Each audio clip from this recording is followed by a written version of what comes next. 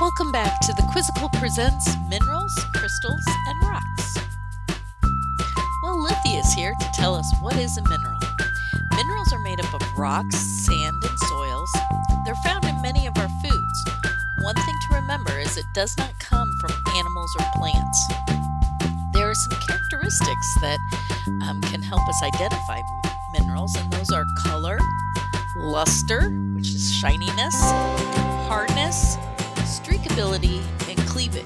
In other words, how well does it break? Many common ones are metals. You may have heard of some of them: copper, sulfur, quartz, gold, mica, salt, talc, and diamond. Have you heard of any of those? Well, hello, Zilly. You want in on the conversation on minerals, crystals, and rocks? Yes, Lithy did say that diamond was a mineral. I know it may be kind of confusing. In fact, all of those minerals that we mentioned are actual crystals too, because all minerals are actually crystals. However, there are some crystals that are not minerals. Oh, is that confusing, right? Well, let's kind of define what a crystal is. A crystal is any solid material that has a repeating pattern. Their flat surfaces usually make those geometrical shapes. They're usually kind of really lustery or shiny. But those shapes are formed by when the molecules come together and form that pattern shape. That's called crystallization. So yes, all those minerals on the first page are a form of crystal. Diamonds are a form of carbon crystals. Now you may ask them, what is a crystal that is not a mineral? Well, that would be like our sugar. Ice forms crystals. And then we also have jewelry, stones that are there that are laboratory grown. And those are crystals, but many of them are not made out of minerals. Well, hello, Rory. Let's talk about rocks. What is a rock? It's a combination of many minerals. In fact, since rocks are made up of many minerals, they are called heterogeneous mixtures. Woo, that's a big term. Well, let's break it down. Hetero just simply means different. So this mixture has different minerals in no particular ratio. Like sugar actually has 6 carbon, 12 hydrogen, and 6 oxygen. In rocks, we don't have that. It just combines it all into whatever ratio it wants. That's why rocks sometimes that are the same look a little different. However, even though there's all this combination, there are actually 3 different categories or types of rocks. Let's get into those. Oh, Key, you silly little penguin. You're standing on top of lava.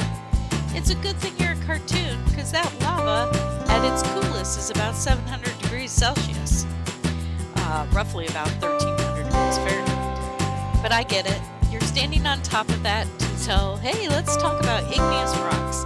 Because igneous rocks either come from lava or magma. Lava is the material when it's on the outside of the earth, and magma is when the material is on the inside of the earth. So basically, these types of rocks can come from either lava or magma. So there's 2 different types of igneous rocks. There's intrusive rocks, which are made with the magma. So they're made inside the earth, so it's a slow cooling process. Granite or diorite would be those type of rocks. Extrusive rocks are made with lava. So that's on the outside, so a lot of times the cooling is rather quick. That would be like pumice, obsidian, or basalt. Many of these you may have seen in a famous video game. I think you go mining a lot, and you have to build. Do you recognize any of them? Well, hello, Oturo. Yeah, let's talk about sedimentary rocks. This is the second type of category. We had igneous, and now we have sedimentary. These are the only type of rocks that usually have fossils. They are formed by the weathering or the breaking down of other rocks. Sometimes they're in large bands that are called stratification. Those are the different layers. They're categorized by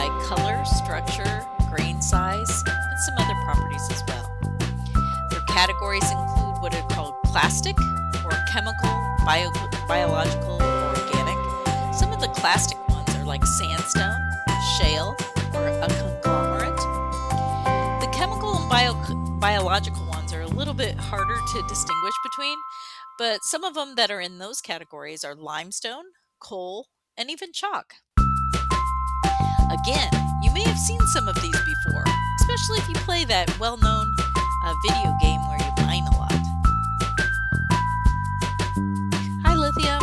We're going to talk about the third type of rock, metamorphic rock. It comes from pre-existing rocks when they're placed under intense heat and pressure. Many times the rocks actually recrystallize. For example, marble is actually a sedimentary rock of limestone that's put under that heat and pressure and it becomes marble. Gneiss actually comes from granite, and slate and schist actually comes from shale. Well, today we've talked about minerals, we talked about crystals, and how minerals and crystals will actually give us three different types of rocks. We have igneous rock, sedimentary rock, and metamorphic rock. We also, when we were talking about the rocks, we kept talking about pre-existing rocks and recrystallization. Well, how does that all work? Well, nature has a recycling process for rocks. It's called the rock cycle. Let's take a look at it. If you go to the left-hand side of the screen, where you see the little volcano, that represents magma and lava. Magma is inside the earth, lava is on the outside of the earth. Either way, if it cools down, it can form igneous rock. Igneous rock has three choices, basically. It either melts again and forms magma or lava, it goes immediately to heat and pressure and it can form metamorphic rocks, the purple arrow that's going down, or it can go through a weathering process. If it's exposed to the elements, it kind of withers away into sediments, and that's the green arrow. Let's take the green arrow a little bit further. That green arrow turns it all into sediments, and then if all of a sudden we smash it together and compact it, we get sedimentary rock. Then sedimentary rock can either be weathered again, broken down more into sediments, or it goes under heat and pressure and turns into metamorphic rock. In other words, you're following that arrow that's purple.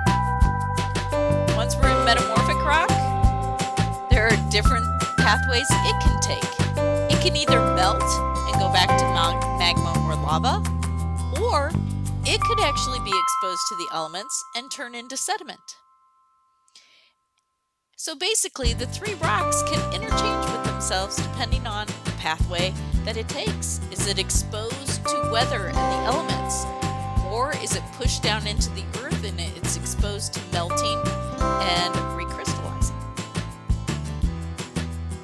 So it's amazing how nature has its own recycling process for rocks. Be sure to check out our channel on this material and other concepts too. Thank you for learning with us today. Oh, Zilly wants to say a special thanks to Lise for the help that she gave today in producing this. And as always, take care.